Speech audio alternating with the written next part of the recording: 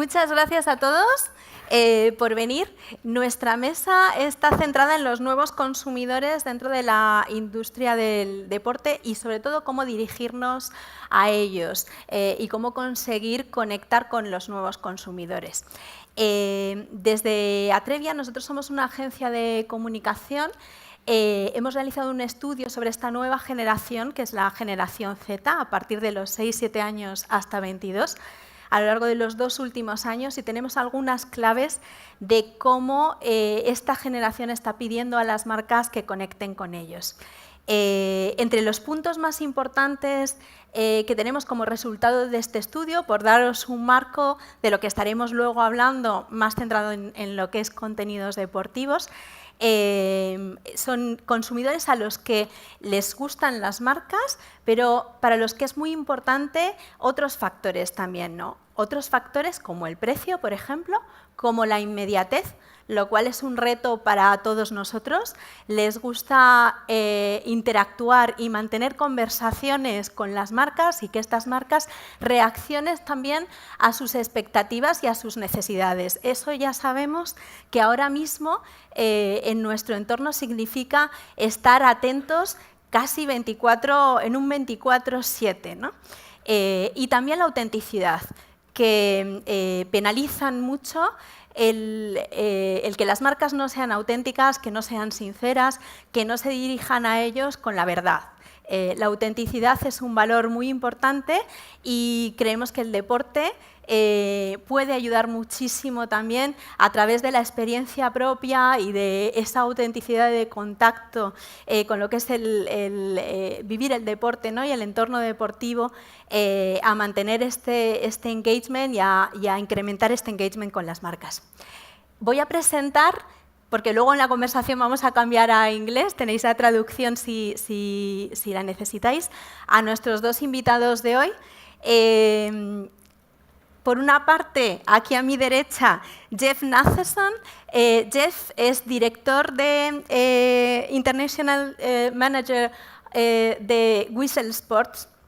Jeff tiene una carrera en Whistles en las que Whistle es una red de contenidos digitales centrados en el deporte, que están centrados en crear engagement a través de contenidos deportivos para marcas y para instituciones. Además, anteriormente, en la fase anterior de su carrera, Jeff ha trabajado en YouTube, siempre con contenido deportivo, haciendo una migración muy importante dentro de YouTube, ¿no? Pasar del contenido subido por el usuario al contenido oficial creado desde los canales oficiales en YouTube, ¿no? Y también a Adam Shaw. Adam se define como un online executive, aunque lo tenemos aquí en persona, no solo online. Además, Adam, he was very brave to come today because he had to fly through the Ophelia storm. It was a bumpy ride. Yeah, it was very brave from him, so that he can be with us right now. Adam tiene toda una carrera como director de negocios internacionales y sobre todo en la expansión internacional de marcas muy ligadas al deporte. Y bueno, procede del Sports Business Department en Loughborough University. Adam also wanted to state he's a fan of Birmingham City. Is that? Absolutely, yeah, absolutely. It doesn't get too much recognition. So what about you, Jeff? What's your team? Well, as you can tell by my American accent, I must be a Chelsea supporter. I must be a carpetbagging Chelsea supporter. Through and through, and apologies to everyone else. I should have come out and been a West Brom Albion supporter just to have a bit more rivalry. Yeah, a bit of banter. Yeah, a bit more. Oh, well, next time I'll know. Okay, so once... And apologies to all Letty supporters based on the previous match that took place here. Once they have stated their team, so that all of you know, I think we can begin with the discussion. We have two very interesting specialists on online content and engaging with new generations. So I would ask them the most first is if they can in just 2 minutes summarize a little bit of the business, what they do in the business to engage with customers, and then we can discuss our new challenges with these new generations. Sure. Do you want to start? All right, I'll start off by Whistle Sports is probably not familiar to most of the people in this audience, but ask a question is, how many of you know F2 freestylers? Have you ever heard of them? Please raise your hands if you've heard of F2 freestylers. There's one out there. One, I see one. So F2 freestylers is perhaps the biggest football channel on YouTube. Bigger than Barcelona, bigger than Real. They reach a larger audience. They have a much higher engagement rate. And yet, the majority of the people in this audience have not heard of the F2 freestylers. They're two English footballers who basically do freestyle tricks and do all kinds of banter back and forth with each other. And Whistle Sports is basically an organization that works with these aspiring stars in the area of sports in trying to help them build out their businesses and reach larger audiences, as well as help brands, help organizations like football leagues, federations, and clubs all try and work together to build a larger and larger audience on social. So what we do is we work with the biggest creators in sports on social platforms. We also have a television production unit. We have an analytics team that looks at the data side of the operation. And we, of course, have a sales division. So what we try and do is we basically are a digital studio of what a digital studio looks like if your stars are all social influencers. And that's basically what Whistle Sports does in 30 seconds or less. Very good. Challenge achieved. So your turn, Adam. Yeah, sure. So I work for Paddy Power Betfair, which some of you may be familiar with, either the Paddy Power brand or the Betfair brand. We're actually the biggest listed online sports betting company in the world. We operate across a number of different markets. So the Paddy Power and the Betfair brand primarily in the UK, with the Betfair brand spanning a bit further internationally. We also run the Sportsbet brand in Australia, and then a TVG racing brand in the US. So really internationally diverse, and that kind of comes with its own challenges. I personally, I believe in the introduction you said it, although my Spanish isn't up to scratch, so apologies for that. Personally look after the international expansion across the Betfair brand, which would obviously include markets such as Spain, as well as much of the rest of Europe. Being an online gambling brand, obviously we have to deal with a ton of different regulation, a ton of different market conditions, and so that comes with its own challenges, and also that restricts us and allows us to do specific things in certain markets that allow us to engage customers, and I think we'll talk about that a little bit more as we go on. One of the other kind of things that's worth calling out, particularly in relation to this, is that we're an online-only brand, so we're a digital-only brand, and so the tools that we have at our disposal in order to engage our customers and in order to talk to our customers are relatively limited when you compare to some other brands who have offline presence and the ability to talk to customers face-to-face. It's also given we're at the World Football Summit, it's worth calling out that we have a kind of unique and special relationship with football, not only because it's the biggest and best sport in the world in order for people to engage with and ultimately for us gamble on, but there's a number of things that we can provide in return for that. So whether that's advertising money, so directly through sponsorships, or even just purely through TV, we also have a fairly significant role to play with the integrity of the sport. So we'd have memorandums of understanding with all of the major football leagues in order to let them know when there's kind of dodgy activity going on specific leagues and specific games, which is something that as a digital company we have the data that allows us to do that. And also, if people are gambling responsibly and enjoying their gambling, it actually helps them to engage with football as well. It helps them to enjoy the game more, and we like to think that there's a decent part that we have to play in that as well. And yes, I also am a football man myself, so I support Birmingham City, and I also run and play for an amateur football side in London as well, so it's close to my heart too. You're very involved in it. So I could ask you as first questions, it's clear you are online, your audience is online, but where are them? So because we're talking about very different generations we're dealing with. We have X generation, we have millennials, now we have, or we're going to have, depending on the age, Z generation. So what's your experience, what they are, where they want to contact with brands, both Adam and Jeff? You want to know where my audience is? They're right here. They're here. They're all here, and they're all contained in this device in some shape or form. I can find them anytime I want. There's about 4 or 5 different apps that they use fairly regularly. I think we all know what they are. They're Instagram, YouTube, Snapchat, Facebook, Twitter to a certain extent. But that's where they are, and that's where a large part of this audience that we're talking about. Our organization talks about a 13 to 25-year-old audience that we're focusing on that's really keen on sport, but the way that they're engaging with sport is often through the mobile phone. And I think what we face right now is a transition in the industry of really respecting what is taking place on the phone right now versus the mobile, as opposed to what's taking place on television versus basically the events. Far too often I come to these industry events and they talk about a second screen experience. And everyone says, oh, so have you created a second screen experience? I'm like, what do you mean? This is the second screen? I thought the screen that was closest to your nose would be the first screen and the second screen would be further away.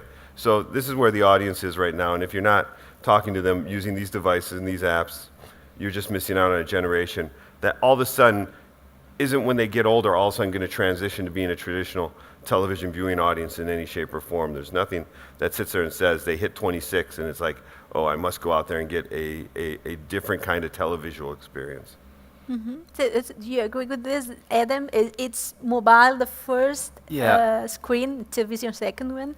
Absolutely, yeah. And when we're talking about getting customers to see our brand and engage with our brand, most people, when you say that, would traditionally think of television advertising or, like you say, sponsorships, or just something that they can see in front of them. But actually, we do a lot of our brand building just on other sports websites. So, the football score apps, the people, not necessarily just the social media, but people are engaging with sports and engaging with football all day, every day through their mobile phone. And actually, if you want somebody to see your brand and see your proposition as regularly as possible, that's absolutely where you need to be. Now, our target audience, yes, we're targeting kind of the younger generation, so typically we'd be thinking about 25 to 34-year-old males. That's expanding dramatically at the moment as more people get involved in sports and more people get involved in gambling. And actually, although people talk about the younger generation interacting with these things, actually the older generation is starting to as well. There's no reason, my dad actually has all of these apps on his phone as well, and if I put something on Facebook, he's always the first person to see it, But that's why you make sure, if you want to talk to your dad, you're on Facebook. If you want to talk to someone else, you're on Snapchat. Absolutely. Your father's not quite on Snapchat yet. No, he's not. He hasn't quite got there yet. Maybe one day. Do you see any other difference in the interaction, not just the platform, like Adam's dad, it's Facebook, and for a younger one, it's Snapchat, but how they interact, how they expect you to respond?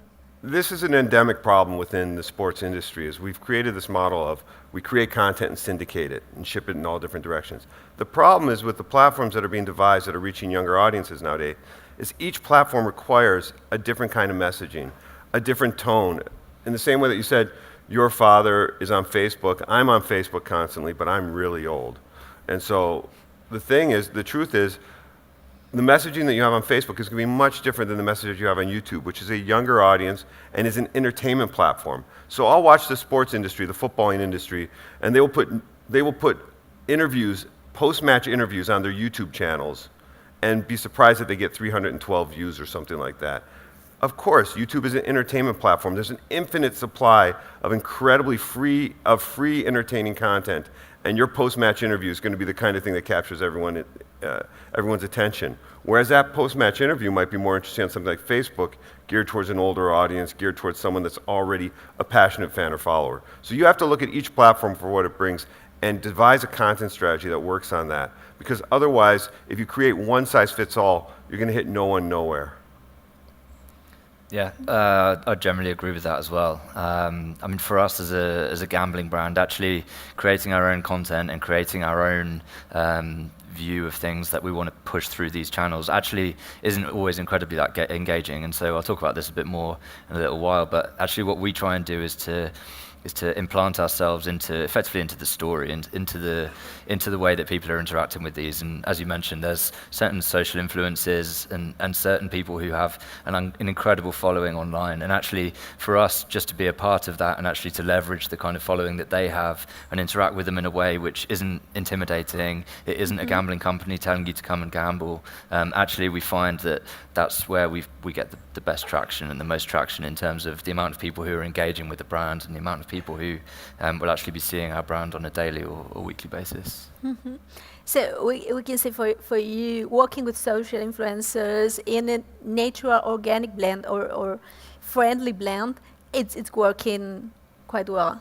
Yeah, absolutely. And we've got a bunch of campaigns that actually we're running in that light. So some of you may be familiar. We've just signed Rio Ferdinand in the UK.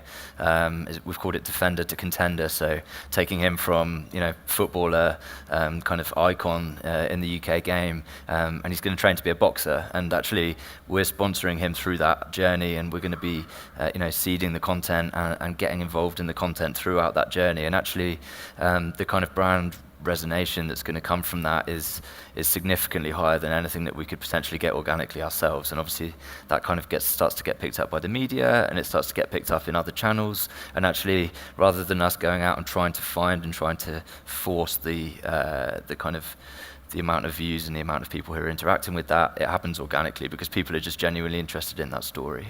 And what's interesting with Paddy Power, what they did with this is, it's one thing to go with Rio Ferdinand because he's a well-known former footballer, but the other reason you go with Rio Ferdinand on an ambitious project like this is basically Rio Ferdinand is also a very social forward thinker. He's one of the cutting edge footballers in terms of understanding how social platforms can really help you reach audience, grow your brand, do things after football you never thought possible. So it's basically, you're being a bit modest because Paddy Power has done a lot of really weird and strange and wonderful things on social and experiments with this, and this Rio Ferdinand thing is just the latest. If you want to see like an organization that's trying really hard and willing to take risks and go out there and try something different, Paddy Power is one of the ones that we point towards. Everyone else talks endlessly about Red Bull and stuff like that. Take a look at some of the Paddy Power stuff.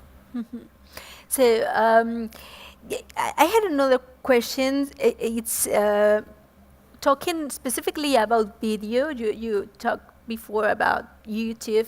So do you think the future is there? So for example, we've been through the last years like a migration to like bigger and bigger to image content and video content all over for younger generations. And is video going to kill the post, the rights and post? And the rights environment. Video is going to kill.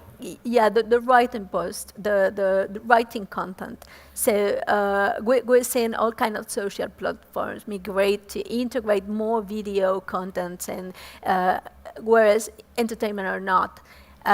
So are we on this direction? We can think about, forget about content, forget about writing content, just develop video. Written content, well, no, I don't think that's the case. I think what's really cool about stuff nowadays, or interesting, is that there's these weird amalgamation and models that are coming forward. So there's a place for everything. Text content, text-based content, video is very, very powerful. It's a great way of reaching people. But I'm always impressed with what's going on Snapchat, where you have this weird integration of text, video, still images, and all kinds of weird animations and graphics. And so there's a whole new form of storytelling that's taking place out there that we would think of episodic content as being, half-hour programs, and episodic content on Snapchat could be 20 seconds or 30 seconds. I think, what they're doing is on one hand, they're rewriting what's considered storytelling in the storytelling models, and we can't just use the traditional models that we used to have to tell stories, which is whatever happened in the traditional broadcast environment. You really have to find different ways, or the traditional print.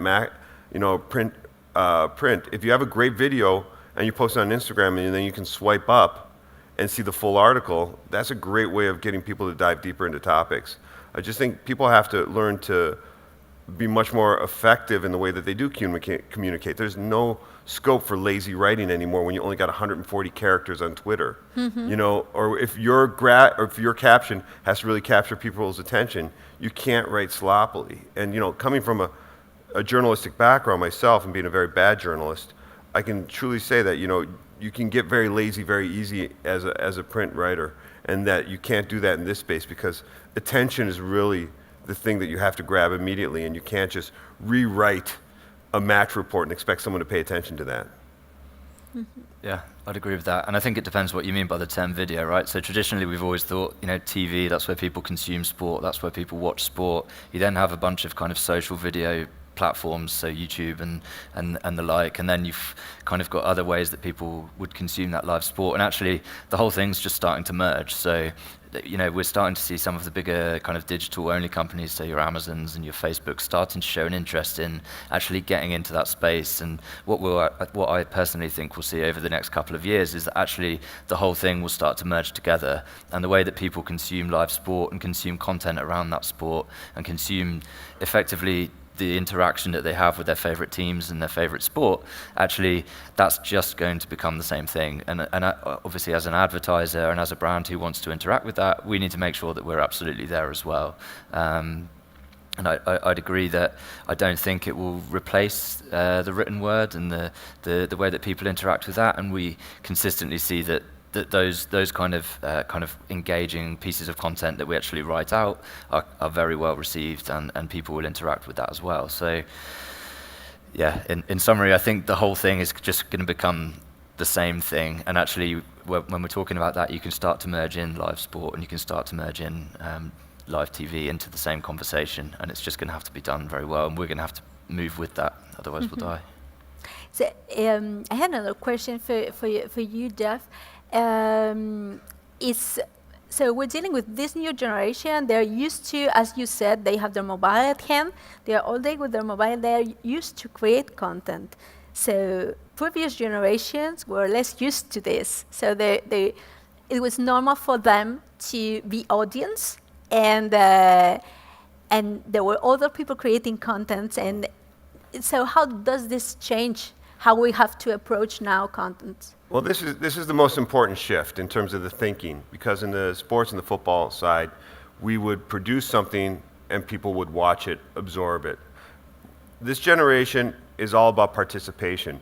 If you're not asking them to get involved in some shape or form, if you're not calling out in the videos you're producing or in the posts that you're making, if you're not asking for their involvement, their opinion, you're just failing miserably. And this is the real seismic shift that has to take place. It's not the size of the screen that matters, it's what you're doing as far as reaching out and asking for engagement. And the big challenge we face is, we know this intuitively in the football sector, in the football industry, because when we go to the stadium and we watch a game, people are interacting. They're, the chanting, the singing, the banter, all that stuff is happening, and yet then the minute we get involved in a television environment or a traditional media environment, that involvement ends. So all of a sudden social comes along, and now we're asking for interaction again. And the football industry has real serious issues in getting that kind of interaction. They're afraid that someone's going to slag off the manager or the latest, player that the latest acquisition, player acquisition, and they're all nervous about this, but they're not afraid of that when everyone's screaming and yelling their heads off in the stadium. So the question I would put, the point I would make to the audience here is, when you post anything on social, Facebook, YouTube, Twitter, Instagram, Snapchat, what are you asking the users on the other side to do? What are you asking them to do in terms of creating content on their side? And if the answer is nothing, then you might as well just shut down your channels right now and just stop right now and forget about it. But everything that you post has to have some call to action, has to ask people to create content in some shape or form. Because it's now a two-way conversation, and if you don't like that, this is not the thing that's going to work for you. And I had another question specifically for you, Adam. Because of your business, I guess your main concern, one of the main concerns of it's building trust with consumers. So how do you focus that? Yeah, absolutely. Obviously, being an online gambling operator, particularly in a market where we're trying to enter, where we're trying to gain a name for ourselves, intrinsically people find it difficult to trust those kind of operators. And so there's 2 or 3 different ways that we try and approach that, and particularly using football. So the first is to engage with the clubs and the players and the kind of personalities that people automatically already understand and know. So a good example of that is in the Spanish market here. We're the official betting partner of FC Barcelona, and we have Maldini as our brand ambassador, and actually becoming associated with big, trustworthy clubs. So a customer might look at our website, see the Barcelona badge and say, blimey, if those guys are associated with Barcelona, actually I'm willing to trust them, and I'm willing to take a bet that these guys are a trustworthy bunch. And then I guess there's the story of impartiality when interacting with a betting brand as well. So as I mentioned earlier, if we're creating our own content, if we're pushing to customers and saying, here's a game that's happening this weekend, we think this is a bet that you may enjoy, actually that's a message that people tend to feel fairly threatened by, and they don't tend to interact with that at all, and we've seen very little success. So having somebody like Maldini to act on our behalf and actually give tips and give recommendations and write content every weekend for us is something that actually gets customers and people who are maybe not necessarily already interacting with our brand, but they will come back to our website week after week to see what Maldini has to say, and they trust Maldini and they find that a non-threatening way of interacting with our brand, and actually for us that's absolutely fantastic. So he's actually a slightly better tipster than I'd like him to be. We've had some fairly bad losing days off the back of his tips, but that means that people are engaging, people are willing to trust us because we've got that association, and that's something we'll continue to do. Thank you. I think we have like a great opportunity with you two here. You're both of you are international manager into very important and global max brands. So I think for our audience it would be like very helpful. And what are the differences you see or you approach between markets when you have to deal with engaging content with different kind of generations? Is there any very remarkable differences between countries? How do they interact? What social networks do they use, or what consumers expect? It's funny, when you look at the consumption patterns on YouTube, you'll find that the greatest consumption of YouTube takes place in countries where there's not really that good a television. So countries like Saudi Arabia and Russia are great places. Turkey is great for YouTube as well. But what is interesting is no matter where you go, the social platforms are ubiquitous. And they're everywhere pretty much, except for China, which is a unique entity in and of itself. However, the way that they use it is, what I find really interesting is you'll find a high degree of similarities in markets. So we work a lot with what we call FIFA YouTubers. And these are guys who just talk about FIFA 18, the game. And these are guys who you probably don't know, most of you probably don't know a good FIFA vlogger, but I imagine that if you have a nephew who plays a lot of FIFA, or a child who plays a lot of FIFA, they will know these people. And every country you go into, there will be a local language FIFA vlogger who will have over 1 million, 2 million subscribers. And in the case of the UK, we have about 20 of them.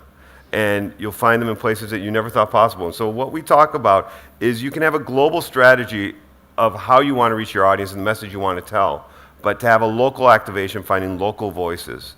And there are local authentic creators in sports in all these key markets that can become brand ambassadors.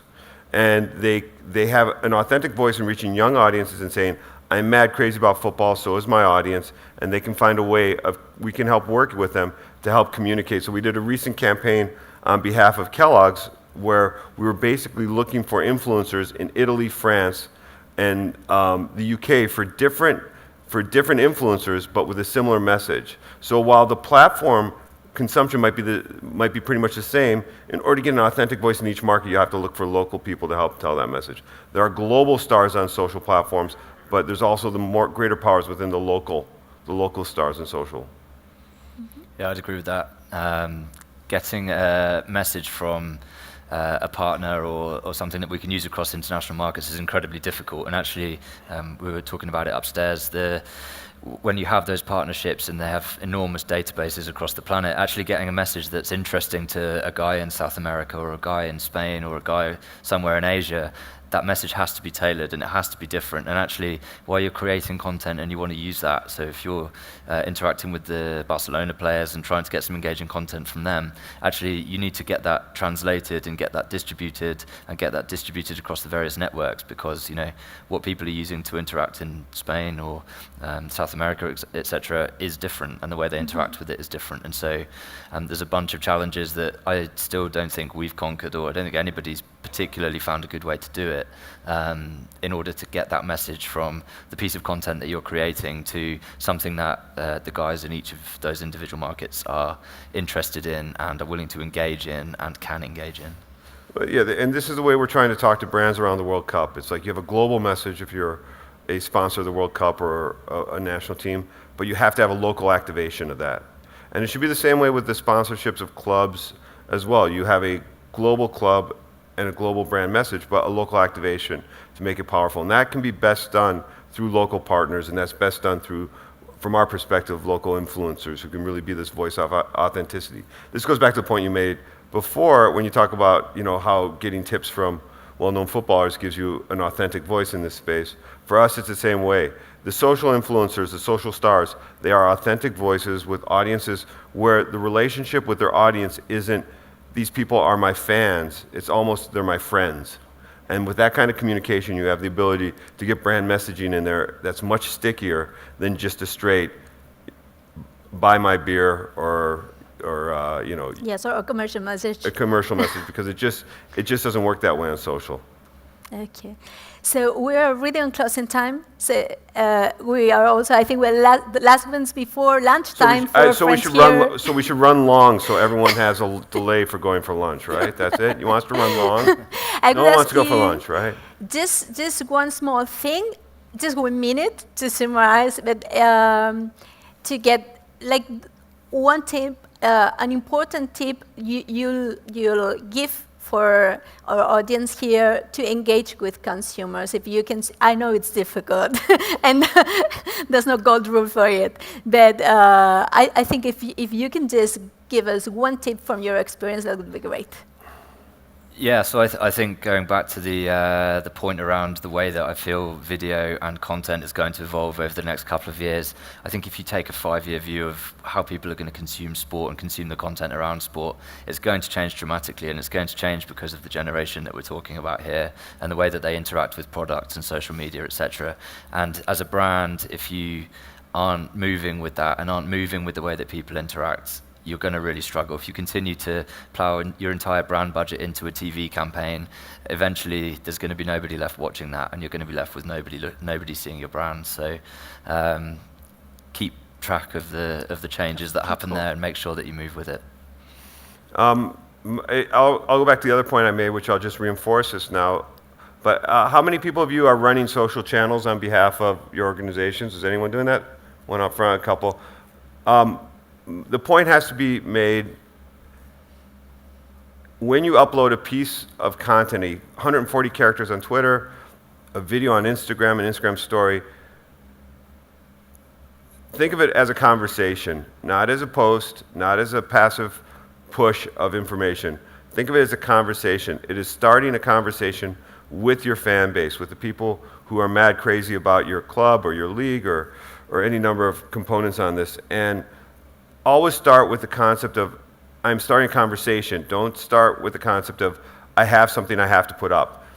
If you start that way, just experiment this week with that and see what the reaction is. See if you get a higher number of comments, likes, shares, and all that. And if you start with that concept, you should improve your performance significantly, and more importantly, better understand what these platforms can bring to you, because everyone here at this conference is looking for a deeper experience with sport, a deeper relationship with their fans. And the best way to do it is via social, and the easiest way is by just having a conversation as opposed to what we normally do, which is a passive, here's the information I want you to consume. So that was my one bit of advice. Well, thanks a lot, Jeff, Adam, for being here and sharing your experience with us. And I think we're done for our field finish. Thank you very much. Gracias, Gemma. Me ha parecido muy reveladora. Algunas cosas me han tranquilizado, como que el texto no está muerto, es decir, que el vídeo no va a acabar con el texto escrito. Con lo cual, a mí, que me dedico fundamentalmente a escribir, eso me ha parecido tranquilizador.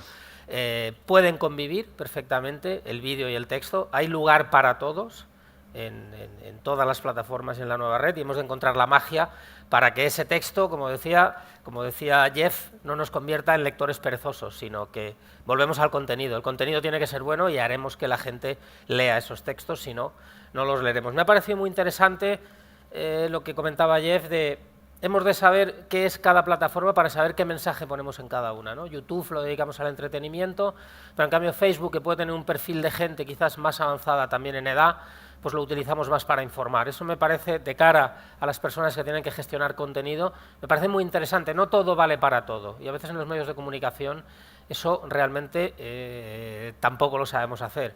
Y también me ha parecido interesante lo que decíais de las plataformas las entendemos siempre como algo global, pero también hay que atender plataformas locales.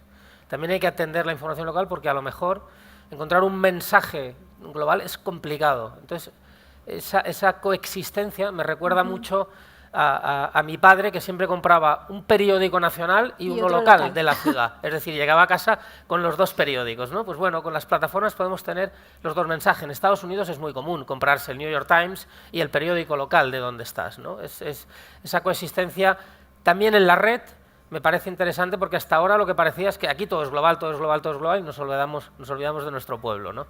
Y bueno, que le quería hacer una pregunta a Adam por su labor en Betfair. Las apuestas reguladas me parecen no solo un gran desarrollo de negocio, sino una gran herramienta también para advertir al mundo del fútbol a través de sus mecanismos de cuándo puede haber un amaño de partido.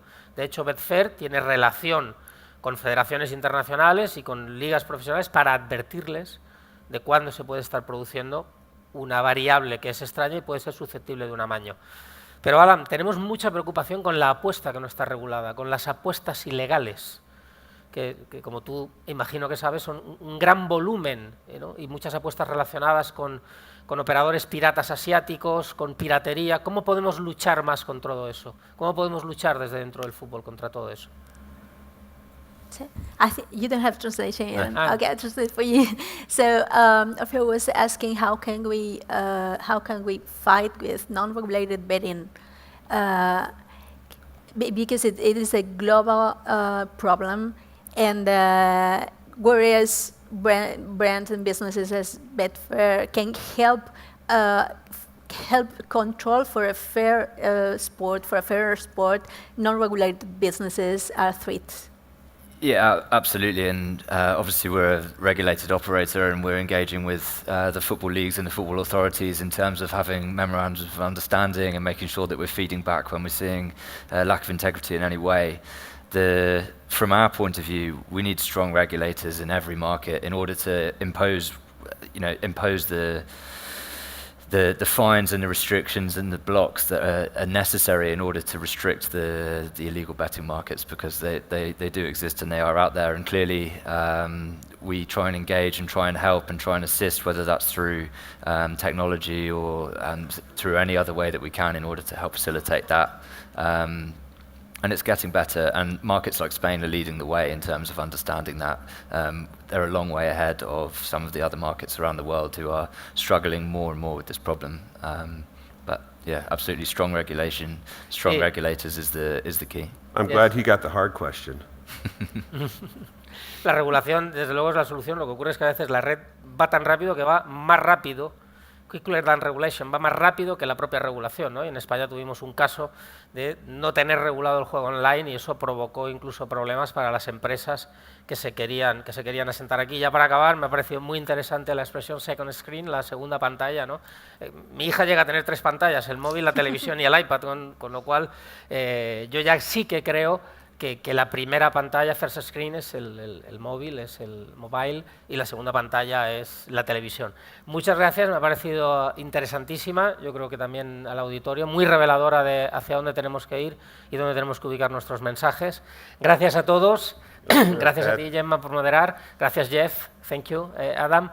Thank you.